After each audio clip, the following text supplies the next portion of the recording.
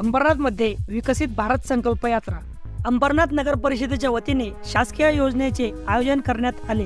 अंबरनाथ नगर परिषदेच्या वतीने अंबरनाथमध्ये विविध ठिकाणी शासकीय योजना नागरिकांपर्यंत पोहोचवण्यासाठी अंबरनाथ नगर परिषदेची मोहीम। या मोहिमेमध्ये 100 ते 125 नागरिकांनी सहभाग घेतला। या मोहिमेची माहिती जास्तीत जास्त कशी नागरिकांपर्यंत पोहोचेल यासाठी नगरपालिकेने चालते वाहन संपूर्ण अंबरनाथमध्ये फिरून प्रचार करत आहेत। अंबरनाथ नगर परिषदेचे अतिरिक्त मुख्याधिकारी अभिजित पराडकर यांनी नागरिकांना आवाहन केले आहे की आपण या योजनेचा लाभ घ्यावा व आपल्या संपूर्ण कुटुंबियांना देखील सांगावे व ही योजना अजून 2 दिवस चालणार आहे असे देखील सांगण्यात आले। विकसित भारत संकल्प यात्रा ही पूर्ण राज्य पातळीवर राबवली जात आहे। याच्यामध्ये केंद्र सरकारच्या ज्या विविध योजना आहेत त्या जास्तीत जास्त नागरिकांपर्यंत पोहोचाव्यात आणि या सर्व योजनांचा लाभ सर्व नागरिकांना घेता यावा याच्याकरता आणि त्याचप्रमाणे नागरिकांना येणारे अनुभव हे आपण शेअर करण्याकरता ही यात्रा राबवली जात आहे। ही यात्रा पुढचे 4 दिवस अंबरनाथ शहरामधल्या 8 विविध ठिकाणी आपल्याला हे यात्रेचा लाभ घेता येईल। याच्यामध्ये PM स्वनिधी योजना ज्याच्यामध्ये फेरीवाले आणि सेल्फ हेल्प ग्रुप्स यांना आर्थिक मदत दिली जाते। त्याच्यानंतर प्रधानमंत्री आवास योजना ज्याच्यामध्ये घराबद्दल अनुदान दिलं जातं।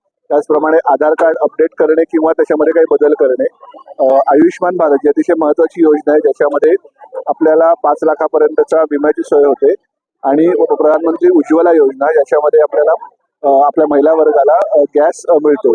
यासारख्या योजना त्याच्याबद्दलची नोंदणी आणि सर्व नागरिकांना सुविधा उपलब्ध करून देणे याच्याकरता ही यात्रा आयोजित करण्यात आलेली आहे।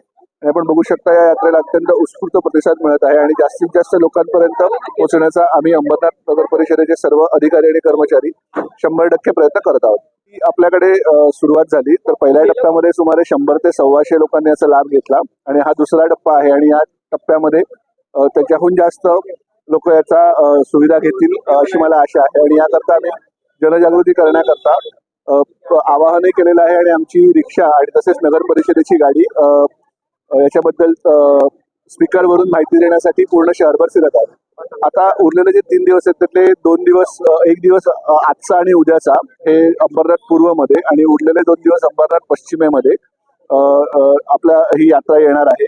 तर सर्व नागरिकांना मी आवाहन करतो की त्यांनी जास्तीत जास्त या यात्रेच्या विविध योजनांचा लाभ घ्यावा आणि आपल्या इतर मित्रपरिवार, नातेवाईक व सहकारी यांच्यापर्यंत ही यात्रा पोहोचवावी ही विनंती। नमस्कार, मी पौर्णिमा आव्हाड। अंबरनाथ नगर परिषदेअंतर्गत दीनदयाळ अंत्योदय योजना राष्ट्रीय नागरिक उपजीविका अभियानामध्ये मी शहर अभियान व्यवस्थापक म्हणून काम पाहते। आज अंबरनाथमध्ये आज आपल्याकडे विकसित भारत संकल्प यात्रा आलेली आहे। आज सकाळच्या सेशनमध्ये आपण लाभार्थ्यांना लाभ दिलेला आहे आणि आता हे दुपारचं सेशन आहे। तर या ठिकाणी विकसित भारत संकल्प यात्रेचं मेन उद्दिष्ट आहे की केंद्र शासनाच्या ज्या काही योजना आहेत त्या तळागाळापर्यंत पोहोचल्या पाहिजेत, लोकांना, लाभार्थ्यांना, पात्र लाभार्थ्यांना त्याचा लाभ मिळाला पाहिजे। तर त्याच्या अंतर्गत अंबरनाथमध्ये केंद्र शासनाच्या ज्या योजना आपण नगरपालिकेच्या अंतर्गत राबवतोय त्या योजनांचे स्टॉल लावलेले आहेत। आपण पाहता उज्ज्वला योजना आहे, त्यानंतर आयुष्यमान भारतचं कार्ड काढलं जाते, आधार अपडेशनचं केलं जाते। त्या ठिकाणी बघाल तर आपण आपले PM स्वनिधीचे स्टॉल लागलेले आहेत।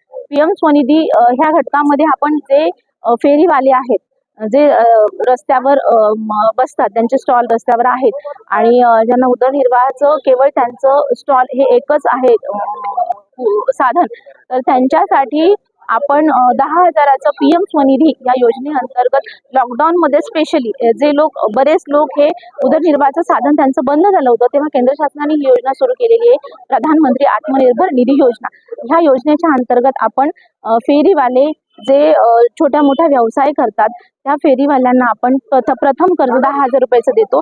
ते त्यांनी चांगल्या पद्धतीने परतफेड केलं की आपण त्यांना 20,000चं कर्ज देतो आणि तेही त्यांनी व्यवस्थित परतफेड केलं तर आपण त्यांना 50,000चं कर्ज देतो।